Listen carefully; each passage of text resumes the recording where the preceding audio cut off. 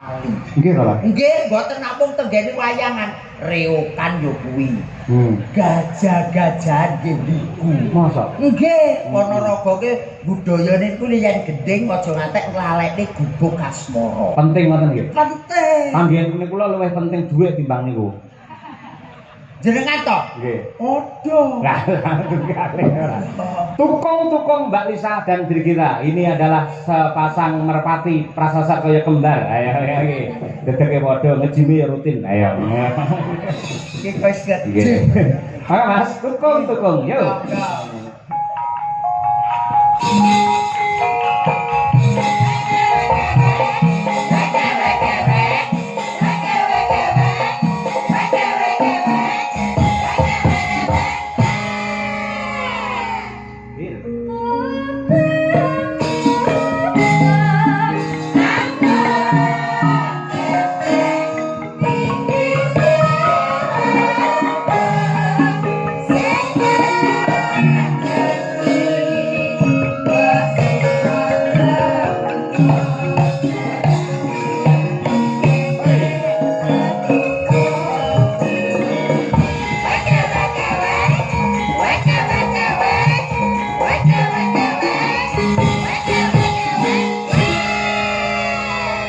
Napa leres to Mbak Lisa ingkang dipun dawuhaken Mas Gareng menawi kados pepiling gubuk asmara menika klangenanipun Kyai Ponorogo. Leres sanget wonten pundi papan setiap acara bersidesa mesti ada permintaan itu. Oh, masa. Ya, selalu nggih.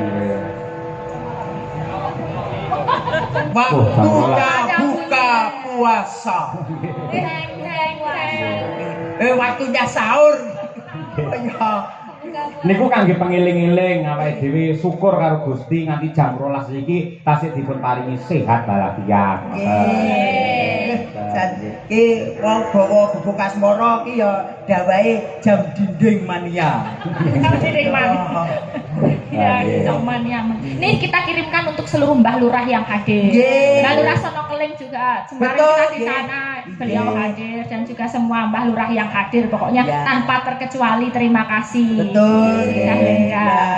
Anu Pak Trimo juga penggemar wayang semua nggih. Alhamdulillah. Kok ajane doa krakmen to karo Mbak Trimo barang? Kandhane kok. Oh, wong bediten niku jan CS Elisa lho Mas niku. Oh, alah kula dereng kenal, dereng nate ditanggap marai.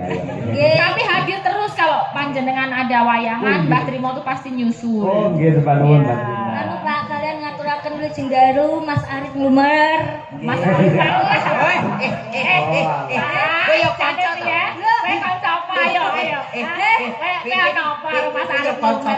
Mas Arif Lumer ini setiap tak Yayak Mayang itu selalu hadir, selalu komen apa itu postingan TikTok saya selalu di komen. Setiap Pak Yoyo apa setiap Brigita hadir? Ya setiap aku bareng. Oh, kuwi lho nganti untune dibegel kaya ngono. Saking ngefane ben padha kok. Niku tebih lho saking Lumer Madiun. Betul Kota Madiun rada rono ya. Arep pengen ro Brigita karo Elisa ngono wae diwangi suk-sukan teko kene. Ugi kulaturaken dhumateng Busri, Pak Jono tebih saking Surabaya menika nggih selalu rawuh. Alhamdulillah. Saksi-saksi dari Magetan, yang hadir merapat matur nuwun. Kita apalah kita tanpa penggemar ya Pak Yoyo. Betul. Nggih. Monggo dalanipun dhisik coba kaya apa? Ya wis Bir. Luduk asmara.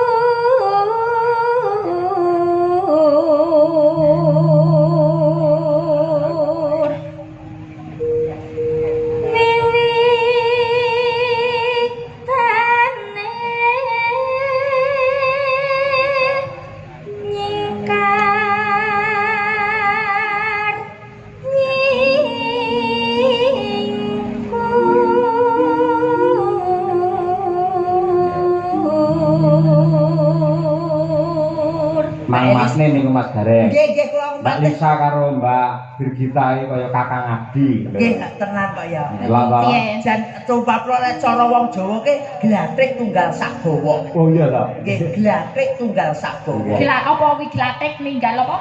Glatrik tunggal segowo. Tunggal segowo iya apa? Segowo ke bentuke ki wis to aku tak WA. Ya kok dadak Jelas loh, keterangannya kudu jelas loh. yo jelas. Emang WA-mu wis leboke WA aku. WA-mu rada apik. Sing dilebokne wae aku kok. Ya.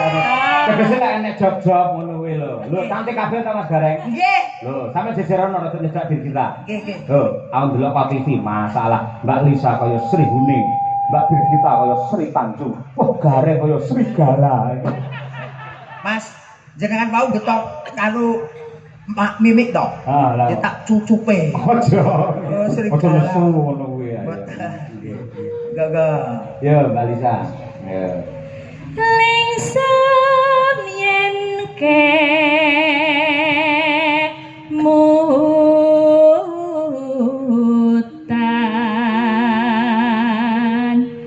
lelampahan kang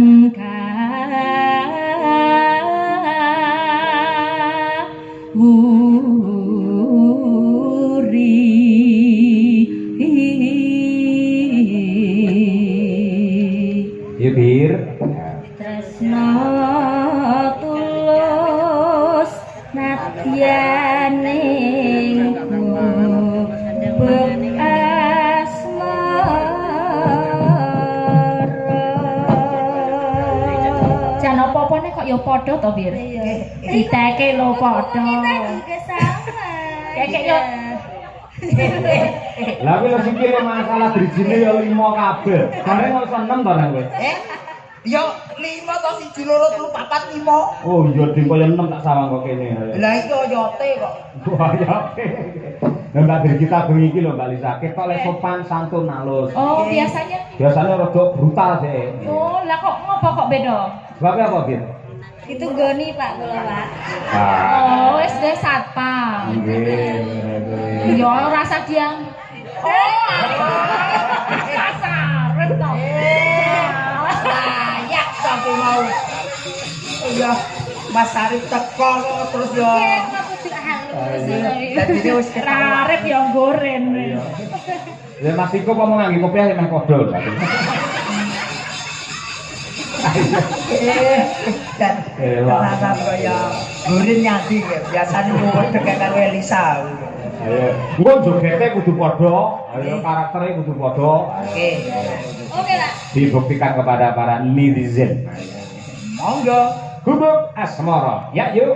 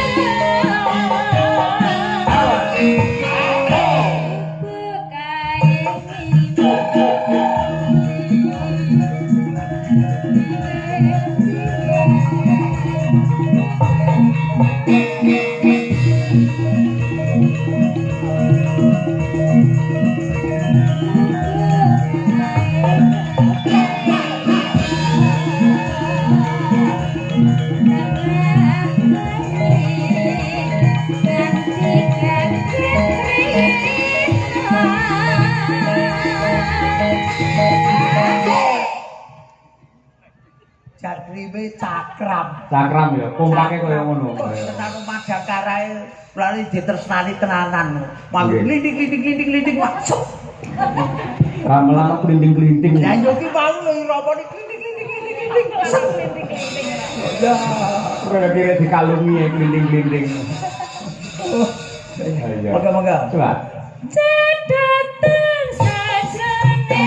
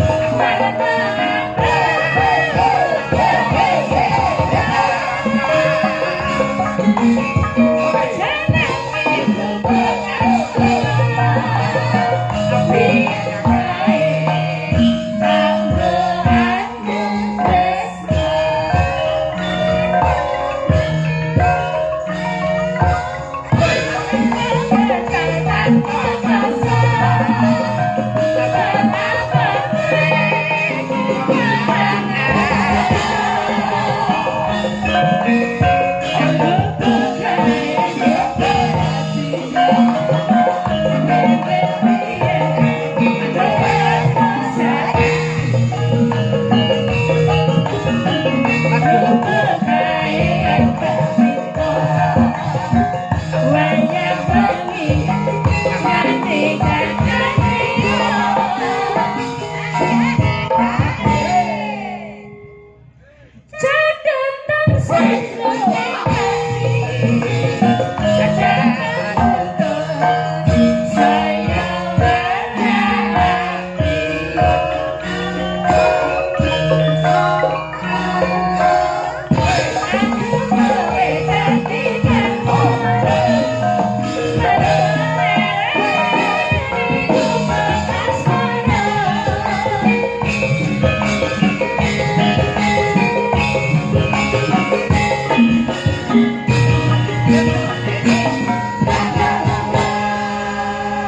Kerasi tenang nih juga. Dan kaya Mimin Apri. Oh, Mimin Apri perbandingannya. Ini wedok tenan lho iki. Wedok tenan. Oh. Ayo. Apri ini Mbak Lisa, Mimin iki. Apa ya Mbak Birgita kali? Apa? Luar biasa sangat saestu Mas nggih. Kekompakane niki gawene tresna dulur-dulur Ponorogo. Leres Mas, leres nggih. Wonten setunggal lagun melih apa tesih kuat? Tunggal niki mangke sanesipun sing hot-hot klaturaken nggih goro-goro lan kula suwun dumateng sedaya khususipun warga masyarakat ing Dung Banteng. Mumpung enten wayang, mumpung malam Minggu, monggo sami wungon nganti tancep kayon. Diniati tirakat nyuwun kalian Gusti yen nonton wayang nganti tutuk lakon muga-muga diparingi tutuk anggenipun momong anak putune soleh lan solehah kabeh. Amin. Yo nong, ayo coba. Mbak Pinong. Mas Ayu Pinong nawangse. Mbak Pinong.